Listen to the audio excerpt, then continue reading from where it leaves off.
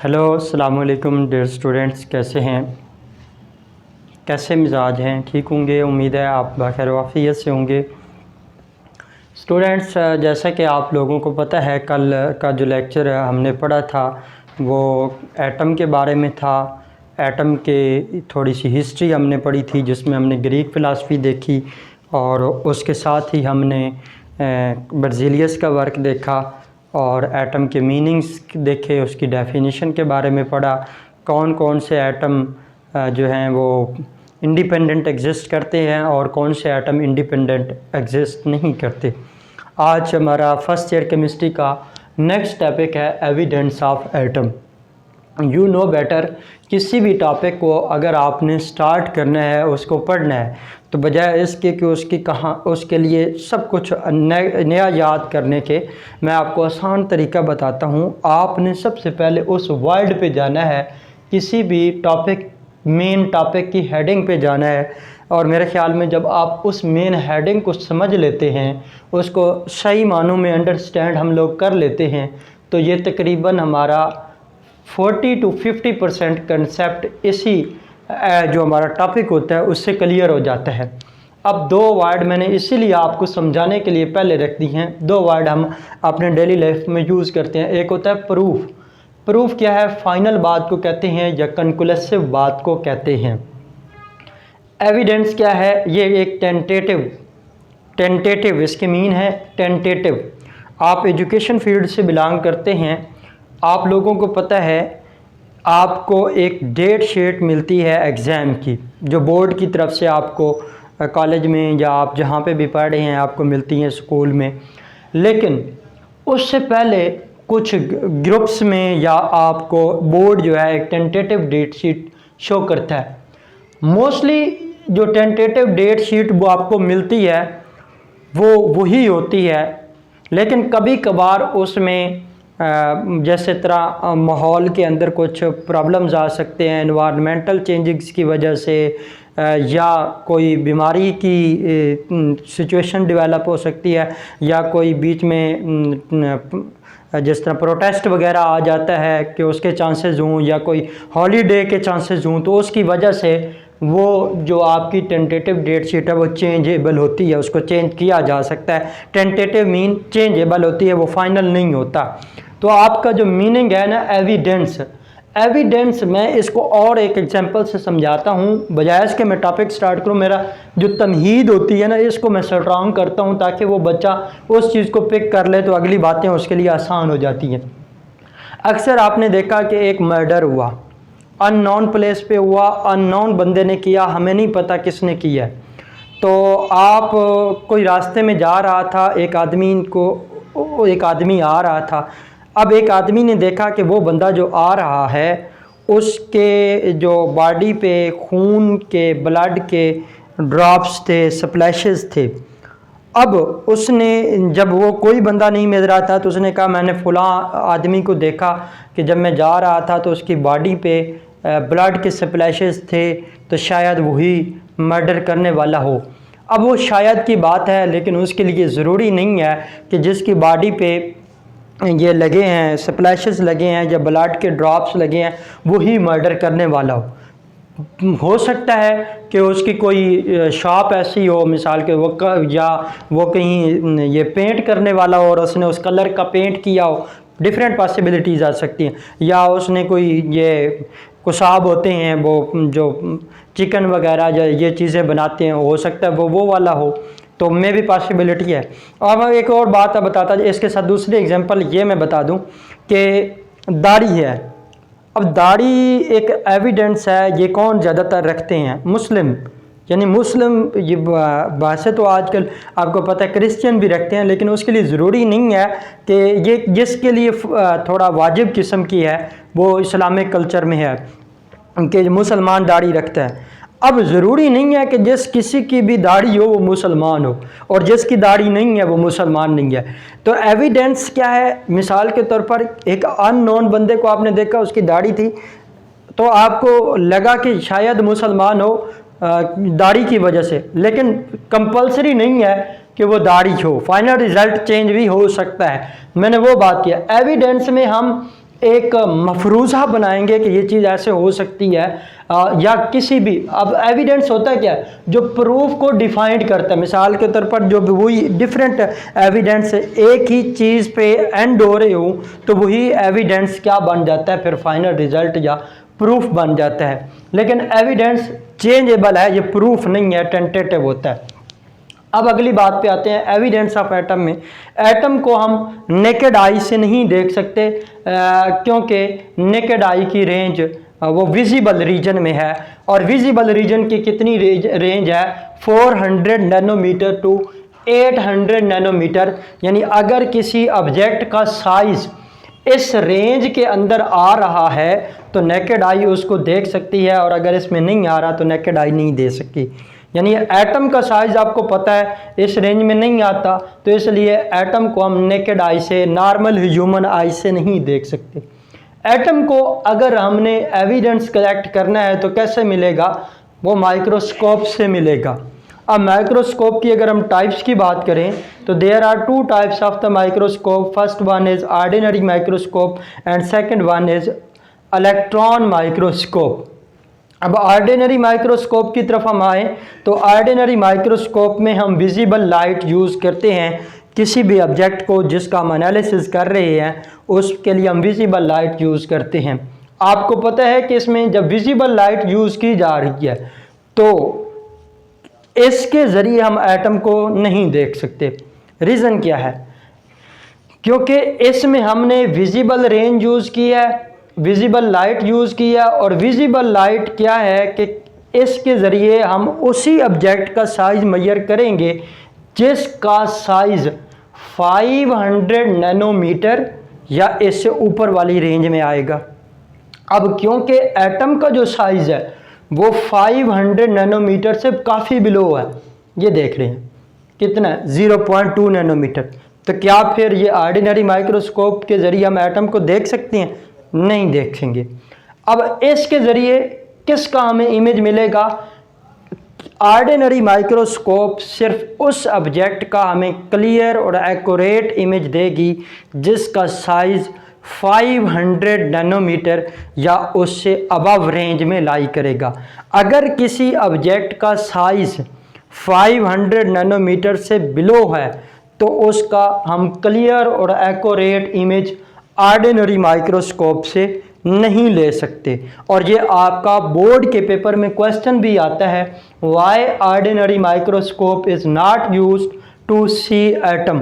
उसकी रीज़न मैंने आपको बता दिया है, क्योंकि ये एटम की रेंज में, एटम का साइज़ इसकी रेंज में नहीं आता, और ये सिर्फ उस ऑब्जेक्ट का साइज़ मेजर करती है जिस ऑब्जेक्ट का साइज़ यानी उसका इमेज देती है जिस सब्जेक्ट का साइज़ 500 नैनोमीटर या इससे अबव रेंज में लाई करेगा। दूसरा क्या है, इलेक्ट्रॉन माइक्रोस्कोप। ये प्रेफर की जाती है एटम को देखने के लिए। रीज़न क्या है? पहली बात, इसमें हम विजिबल लाइट यूज़ नहीं करते, इलेक्ट्रॉन बीम यूज़ करते हैं, और इलेक्ट्रॉन बीम यूज़ करने की वजह से हमें एटम का एविडेंस मिल सकता है। इसके ज़रिए क्या है कि वो वाले ऑब्जेक्ट जिनका साइज़ 500 नैनोमीटर से बिलो था, जिनको हम ऑर्डिनरी लाइट माइक्रोस्कोप से नहीं देख सकते थे, उनको देखने के लिए इलेक्ट्रॉन माइक्रोस्कोप यूज़ होगी। और क्योंकि एटम का साइज़ भी 500 नैनोमीटर से बिलो है तो एटम का एविडेंस इलेक्ट्रॉन माइक्रोस्कोप देगी। अब अगली बात पे आते हैं कि क्यों हम इलेक्ट्रॉन माइक्रोस्कोप से एविडेंस कलेक्ट कर सकते हैं। आपको पता है कि ये हमारे पास में, देखें, ये मैंने एक ऑब्जेक्ट लिखा, लेट्स सपोज ये एक ऑब्जेक्ट है, ये इसका साइज है। अब अगर लॉन्गर वेव लेंथ की चीज़ आती है, यानी जिसकी ये वेव लेंथ लॉन्गर है, अब देखें ना, ये विजिबल लाइट है तो उसकी वेवलेंथ ज़्यादा है, वो इस रेंज में नहीं लाई कर रहा, तो इसके साथ वो अटैच नहीं हो रहा, इसके साथ वो इंटरेक्ट नहीं हो रहा। जब इसके साथ इंटरेक्ट नहीं हो रहा तो वो इसके बारे में इंफॉर्मेशन भी नहीं देगा। इलेक्ट्रॉन बीम, क्योंकि इलेक्ट्रॉन का साइज स्मॉल है तो उससे जो इलेक्ट्रॉन बीम निकलेगी उसकी जो वेवलेंथ होगी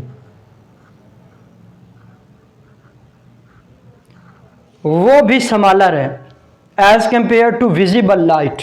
जब विजिबल लाइट से स्मॉलर है तो अब इसके ज़रिए चांस है, या बल्कि वो क्या कर सकता है, क्योंकि इसकी वेवलेंथ स्मॉलर है, एटम का साइज भी स्मॉलर है, ये इसके साथ। अब देखो एक बात और भी बताते, क्योंकि इलेक्ट्रॉन एटम का पार्ट है, एटम का पार्ट है, एटम बड़ा है, इलेक्ट्रॉन उसका पार्ट है, तो ज़ाहिर बात है उसकी वेवलेंथ एटम के साइज से स्मॉलर होगी, जिसकी वजह से वो इसके साथ इंटरेक्ट कर जाएगी। जब इंटरेक्ट कर रही है तो उसके बारे में इंफॉर्मेशन भी हमें देगी। यही वजह है कि इसके अंदर हम इलेक्ट्रॉन माइक्रोस्कोप में इलेक्ट्रॉन बीम यूज़ करते हैं, क्योंकि इलेक्ट्रॉन बीम की जो वेवलेंथ है वो स्मॉलर दैन है विजिबल रेंज से, और जब स्मॉलर है तो उसके अंदर चांस हैं कि वो इलेक्ट्रॉन एटम के साथ इंटरलिंक करे। जब एटम के साथ इंटरलिंक कर जाएगा तो उसके बारे में इंफॉर्मेशन भी प्रोवाइड करेगा। नेक्स्ट, इलेक्ट्रॉन माइक्रोस्कोप से एक फोटोग्राफ लिया गया है ग्रेफाइट का।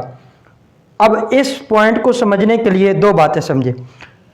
कभी भी हम एक्सरेज करते हैं, एक्सरे एनालिसिस, जब हम एक्सरे करते हैं किसी भी, यानी यहाँ पे फॉर एग्जांपल कोई बंदा गिरता है तो उसको फ्रैक्चर वगैरह हो जाती है, कोई बोन का पार्ट या कोई और चीज़, तो हम क्या करते हैं उसका एक्सरे करते हैं, तो उसके रिज़ल्ट में हमें एक वो पेपर मिलता है, उस जिसको हम इमेज कहते हैं, ये तस्वीर कहते हैं। आप ले जाते हैं, डॉक्टर यूँ देखता है और उसके बारे में आपको इन्फॉर्मेशन देता है। अब सुने, जो उस आपका वो इमेज आया था उसके अंदर जो हड्डी का पार्ट होता है, जहाँ पे वो बोन शो हो रही होती है, वो वाइट होती है, उसके बाहर बाकी क्या होता है, ब्लैक होता है। अब इस तस्वीर को समझने के लिए आपने ये बात माइंड में रखनी है, एक्सरे वाली, जहाँ पे हड्डी होती है वो चीज़ ब्राइट होती है, और जहाँ पे हड्डी नहीं होती वो चीज़ डार्क होती है। अब जब हमने इसका ग्रेफाइट का फोटोग्राफ लिया, ग्रेफाइट है क्या चीज़, पहले ये भी बता दूं, ग्रेफाइट कार्बन की एलोट्रोपिक फॉर्म है। कार्बन की एलोट्रोपिक फॉर्म एक ग्रेफाइट है, एक डायमंड है, एक बकी बाल्स हैं। ग्रेफाइट जो है ये कार्बन की एलोट्रोपिक फॉर्म है और ये कंडक्टर है, इससे इलेक्ट्रिक करंट पास हो जाता है। उसकी रीज़न क्या है कि इसमें जो एटम्स हैं, कार्बन एटम्स, वो लेयर्स की फॉर्म में होते हैं, जैसा ये मैंने देखा। अब देखें वो लेयर्स कौन सी होती हैं, पैरेलल। अब देखें ये मेरे पास कार्बन एटम्स की लेयर्स हैं, आपने इस चीज़ को माइंड में रखना है। ये कार्बन एटम की लेयर है, ये कार्बन एटम की लेयर है, ये बीच में कोई चीज़ नहीं है, खाली है। अब जब हम इसका इमेज लेंगे तो ये लेयर भी हमें ब्राइट नज़र आएगी, ये भी ब्राइट नज़र आएगी, जहाँ पे कोई एटम नहीं है तो ये आपका पोर्शन डार्क नज़र आएगा। अब सुने, ये जो डार्क लाइंस हैं ये किस को रिप्रेजेंट कर रही हैं, इस वाले पोर्शन को, और ये वाले जो मैंने ब्राइट लिखा है, जहाँ पे मैंने कुछ नहीं लिखा, ये जो ब्राइट लाइंस हैं ये बेसिकली कार्बन एटम्स की लेयर्स को रिप्रेजेंट कर रही हैं। तो ये मैंने आपको वही बताया, bright bands show the layers of carbon atom. अब अगली बात, ये जो आपके पास इमेज आया है इसको कितने टाइम मैग्नीफाई किया गया। मैंने ये ऑब्जेक्ट एक लिखा, इस चीज़ को मैग्नीफिकेशन की तरफ आओ, मैंने ये ऑब्जेक्ट एक लिखा, उसका साइज़ इतना है, इसी के बराबर अगर उसका मैं साइज़ बढ़ा देता हूँ, इसको 1 टाइम उसके साइज़ को मैंने बढ़ा दिया, इसी तरह इसको, इसका मतलब है उसके साइज़ को हमने 2 टाइम बढ़ा दिया, इसका मतलब है उसके साइज़ को 3 टाइम बढ़ा दिया। अब ये मेन, ये आपका ऑब्जेक्ट था, उसके साइज़ को हमने 3 टाइम बढ़ा दिया, तो ये इसकी मैग्नीफिकेशन 3 टाइम होगी। लेकिन हमने जब इस ग्रेफाइट की लेयर्स का इमेज ड्रा किया है तो इन जो ब्राइट बैंड आया है, ये जो आपको शो हो रहा है, ये कितने टाइम मैग्नीफाई किया गया, 15 मिलियन टाइम मैग्नीफाई किया है, तो हमें ये चीज़ शो हो रही है। तो इसका मतलब क्या हुआ कि एटम का साइज़ बहुत स्मॉल है। यहाँ से एविडेंस हम कलेक्ट कर सकते हैं, इस इलेक्ट्रॉन माइक्रोस्कोप से डायरेक्ट इंफॉर्मेशन नहीं दे सकते। इससे अगली बात पे है कि जो हमारे पास एक्स रेज हैं, अब विजिबल लाइट, जब हम इसके अंदर एक बात करते हैं तो ये आपके इनके हमारे पास कुछ इलेक्ट्रोमैग्नेटिक रेडिएशंस के रीजन्स हैं।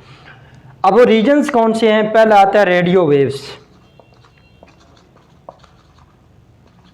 दूसरा आता है माइक्रोवेव्स,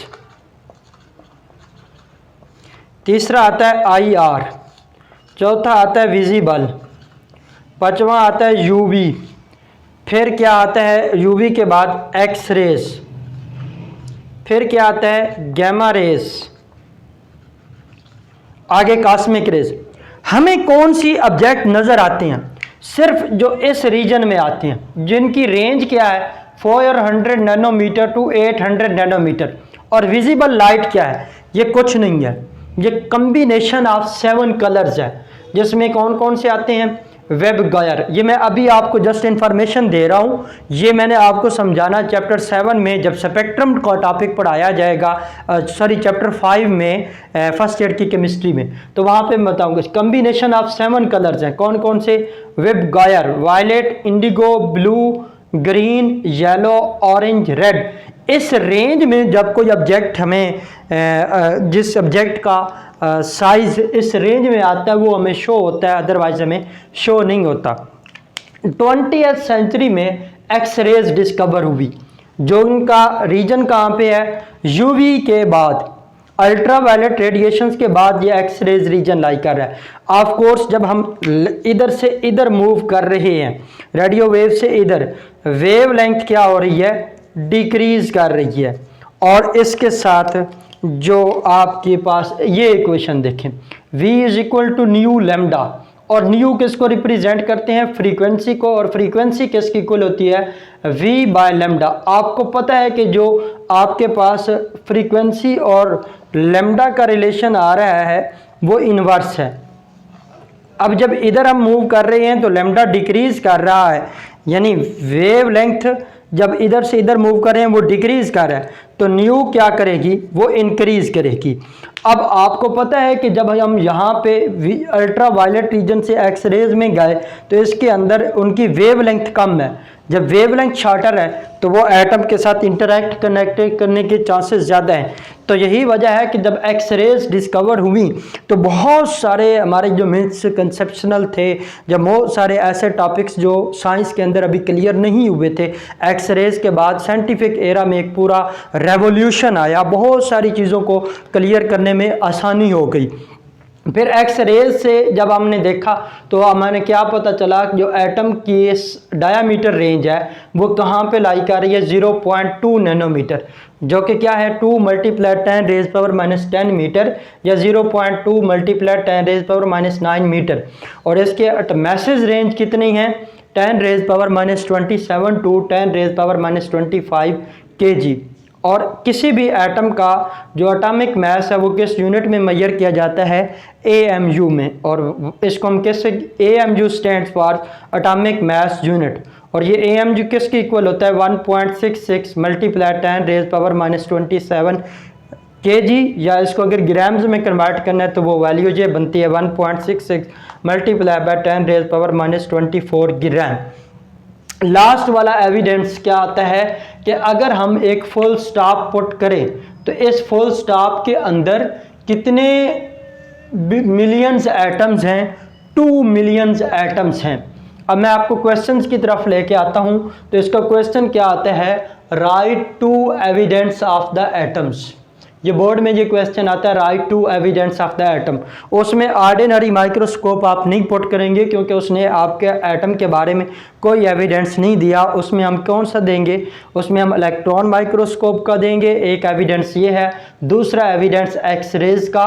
तो उसके साथ ही आपने ये पॉइंट भी लिखना है कि a full stop have 2 million atoms. ये हमारा सारा टॉपिक था एविडेंस ऑफ एटम्स के हवाले से, और ये मैंने सारे पॉइंट्स आपको क्लियर करवा दिए। अगर किसी पॉइंट में आपका क्वेश्चन होता है तो आप वो मुझे कमेंट में कर सकते हैं, आपके कमेंट्स बॉक्स में पढ़ा जाएगा, उसको आपको बता दिया जाएगा।